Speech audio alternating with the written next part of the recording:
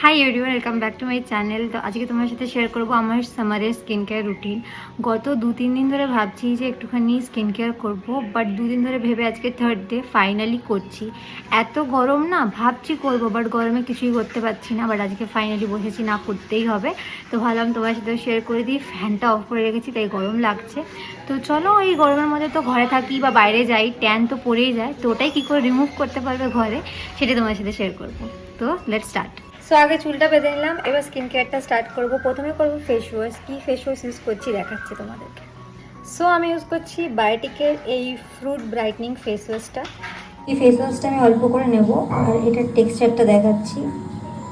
এই দেখো, একদম ট্রান্সপারেন্ট একটা টেক্সচার, আর খুবই ভালো স্মেল করে। সো ফেস ওয়াশ হয়ে গেছে, আর দেখো এতে অনেকটা গ্লো করছে ফেসটা। তো চলো এরপর করবো স্ক্রাব। সো এখন আমি ইউজ করছি ওশিয়ার activated charcoal face scrub.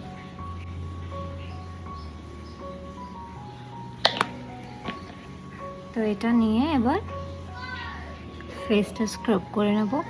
2-3 minute ধরে এবার ফেসটাকে স্ক্রাব করব, যাতে সব ডার্টসগুলো বেরিয়ে যায়। সো ফেস স্ক্রাব করা হয়ে গেছে, এবার আমি ইউজ করবো পিওর অরিজিনের Spanish orange peel face pack powder.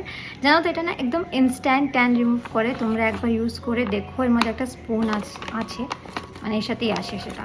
তো এটা 2 স্পুন আমি অলরেডি নিয়ে রেখেছি, বাবা রেখেছি। এই দেখো, আমি এটা নর্মাল ওয়াটার দিয়ে মিক্স করে লাগাচ্ছি। তোমরা চাইলে এর মধ্যে কার্ড, মিল্ক বা রোজ ওয়াটার ইউজ করতে পারো। সো এরকম একটা কনসিস্টেন্সিতে তোমরা এটাকে গুলিয়ে নেবে, দিয়ে ফেসে অ্যাপ্লাই করবে।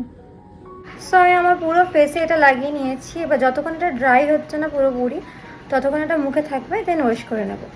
সো এটা পুরো ড্রাই হয়ে গেছে, এবার এটাকে ওয়াশ করে নেব, তারপর দেখাচ্ছি যে কীরকম কী হলো। সো আমি ফেসটা ওয়াশ করে নিয়েছি, আর দেখো কত গ্লো করছে, ট্যানটা অনেকটা রিমুভ হয়ে গেছে।